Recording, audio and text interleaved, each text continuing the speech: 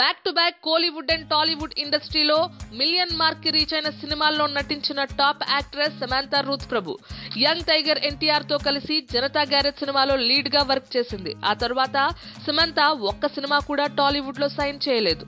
But Kollywood లో మాత్రం అడపాదడపా 1-2 సినిమాలని ఫైనల్ చేసింది. అయితే మీడియాలో మొన్నటి వరకు ప్రచారమైన న్యూస్ ప్రకారం చైతుతో పెళ్లిపై శామ్ తన ఫుల్ ఫోకస్ పెట్టిందని, సినిమాలు వదిలేస్తోంది అని. ఈ మధ్య కాలంలో అక్కినేని నాగ చైతన్య కొన్ని వెబ్ ఛానళ్లకి, టీవీ ఛానళ్లకి ఇచ్చిన ఇంటర్వ్యూలో సమంతా సినిమాలు క్విట్ చేయదని, అది తన ప్యాషన్ అని, ఫిల్మ్స్ వదలొద్దని తను చెప్పానని అన్నాడు. మునుపంతా కింగ్ నాగార్జునకు సమంతా ఫిల్మ్స్ లో వర్క్ చేయడం ఇకపై ఇష్టం లేదనే ప్రచారం కూడా జరిగింది. అండ్ రీసెంట్ డేస్ లో మాత్రం ట్రెండ్ మారింది. శామ్ యాక్టింగ్ కెరీర్ కి నాగార్జున పచ్చజెండా ఊపినట్టు టాక్ నడుస్తోంది. ఇదంతా కొన్నాళ్లుగా వినిపిస్తూ ఉంటే లేటెస్ట్ గా సమంతా తన ఫిల్మీ ఆఫర్ల గురించి స్వయంగా ఓ ట్వీట్ చేసింది.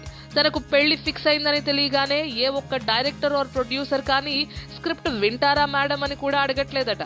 ఆన్ టాప్ ఆఫ్ దట్ ఎండోర్స్మెంట్ల కోసం కూడా తనను ఎవరూ అప్రోచ్ అవ్వట్లేదని సాడ్ గా ట్వీట్ చేసింది. ఒక యాక్ట్రెస్ గా తను ఇప్పటికీ అలానే ఉన్నానని, తమిళ్ అండ్ తెలుగులో back to back super hits ఇచ్చిన తెలుగులో ఫిల్మ్ ఆఫర్సే రావట్లేదని ఆ ట్వీట్ లో మెన్షన్ చేసింది. ప్రొడ్యూసర్లు మాత్రం అసలే మేడం అక్కినేని కోడలు కాబోతోంది, ఎలా వర్క్ చేస్తామంటున్నారు.